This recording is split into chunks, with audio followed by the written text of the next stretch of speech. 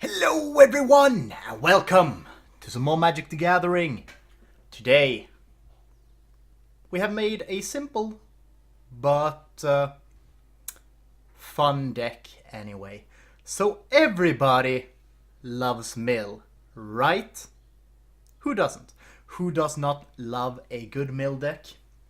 So today I made the pinnacle of mill decks, the most difficult to play and manage deck that has ever been made. We have a persistent petitioners deck. 28 of these bad boys, 4 deep freezes because I feel like some sort of control is needed. 4 thought collapse because in case we would need to counter something. And then we have islands. Done. That is the deck. We mill our opponents, we win. Let's go. That's how we do it. Now, for those of you who've never seen this deck, I'll explain it as I play a bit. But it is it is kind of a standard mill deck, especially in Ravnica Legions. I think this might be one of the better mills or the faster mills that you can play in Ravnica Legions because the persistent petitioners are so strong. So this is the strength of the persistent petitioners. Tap and pay 1 mana. Target player puts the top card of their library into their graveyard. Tap 4 untapped advisors you control. Target player puts the top 12 cards of their library into their graveyard. A deck can have any number of cards named persistent petitioners. So you can have how many you wish of them in your deck. Ooh. And that's why you just put a load of them, so you always have persistent petitioners to play every turn. That's basically the goal of the deck. Sure. Let's play a persistent petitioner. Who would have known? I think next turn we are actually going to play Deep Freeze on this Ajani's Pridemate, because I feel like he is going to become a problem unless we do that. He's going to become a big problem. No blockers, because there's no point. We're gonna turn him into a defender. Boom, there we go, Deep Freeze. Have fun. No attacks.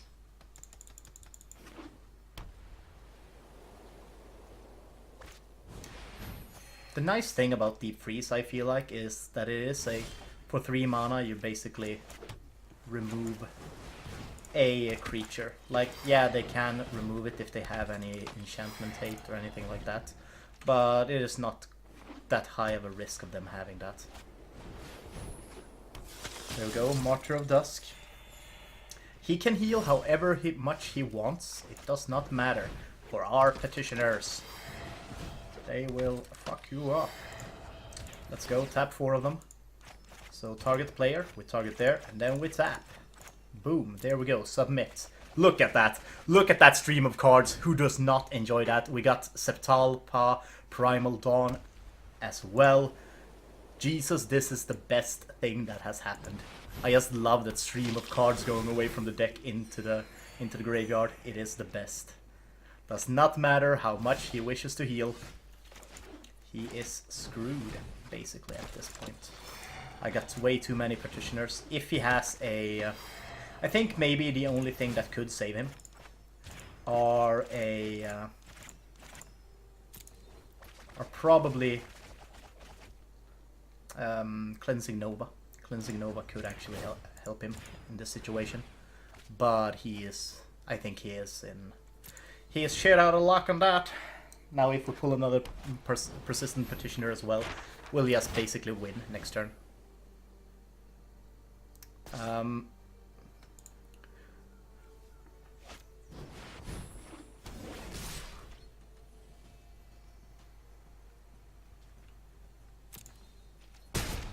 Sure.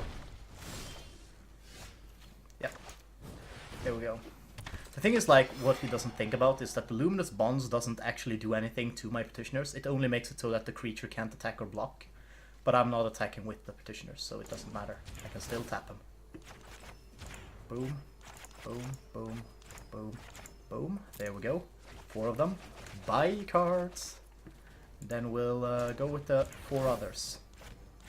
Target player. Boom, boom, boom, boom, boom. And goodbye. Now he has one card left, which he will pull at this point.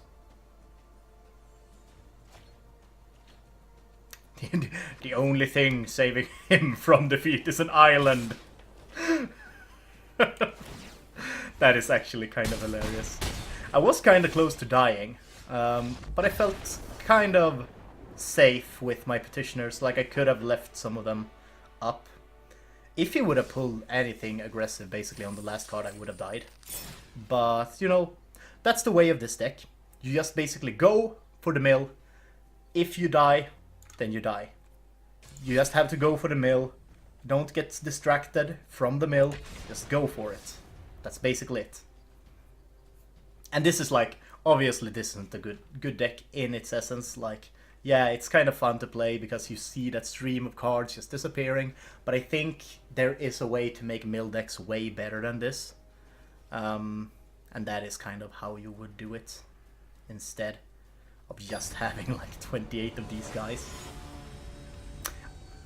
I actually tried this deck like before starting the recording, and I faced another mill deck.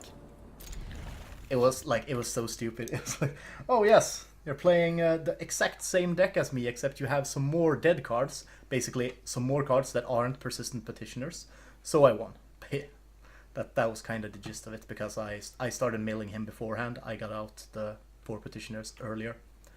Now this might be a problem. Like, obviously we have a super high chance of pulling petitioners, but we only have 3 of them in our hand. And that might become a problem. If we are unlucky. Boom. I'm thinking that next turn maybe I wanna... Well, not really. The Thought Collapse isn't actually a good card in this, I realized. Because the Thought Collapse is basically a... I'm never going to leave mana up to be able to cast Thought Collapse, probably. Because I will be casting Petitioners every turn. Oh. Interesting.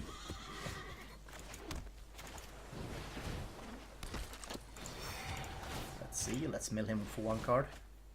Boom, 1 island, get away.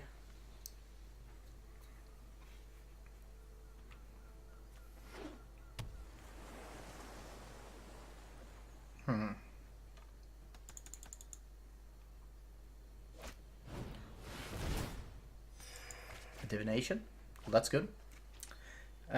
Actually, him pulling cards usually help us in this kind of scenario. Okay. And there we go. 4 petitioners. Let's start the mill train. Boom.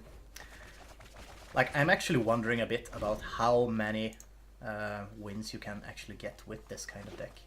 I think you can actually win a bit, like quite a lot. This is a blue artifact deck.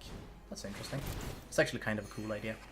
I've been thinking of trying something like it, but the thing is, like, the artifact build basically was from M19, and I feel like it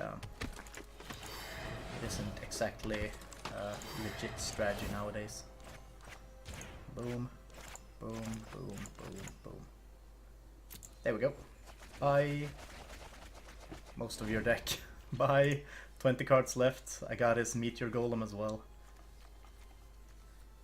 The thing is, like, this deck is super good against other control decks, unless they pull some very good early game or removal cards. This is actually a super good deck against most control decks, because they are supposed to take their time, you know, just take their time and wait. Oh crap, no attacks. Yeah, and like build up some mana. But with this, you basically remove all their good cards if they don't have them in the hand, and if they have them in the hand, you remove all their land. That is kind of the idea. Now we have a Thought Collapse as well that we can cast for once. Let's see what he tries to do.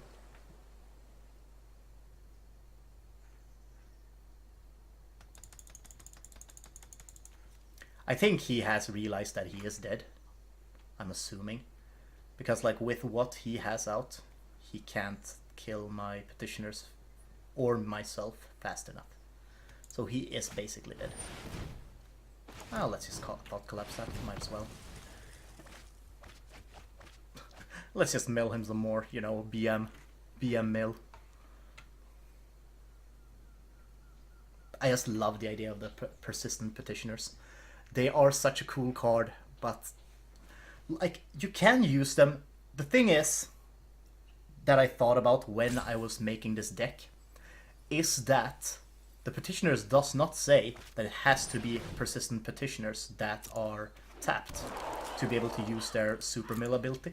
So you can actually make a regular, like, kind of useful mill deck with them and just have some more advisors in the deck.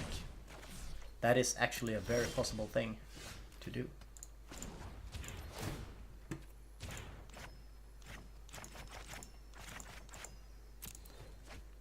So I think that would actually be a super fun thing to try out. Just to see, basically, if you can actually make a usable deck that way. Only having, like, setting a restriction that you only get to have 4 of these. And then you just have other advisors in the deck. I think that would be really interesting. That could be a really cool deck. But we have actually built up some gold, so let's actually buy some packs and see what we get. Now, I think we're gonna be doing Ravnica. Yeah. Let's do Ravnica Allegiance. I think there are some more stuff that I need from here. So let's just open them up, otherwise we'll also get some normal cards. Ooh, an Absorb. Cool. I kind of also want to do a revised... Ooh, Hydroid Crazes. These are insane.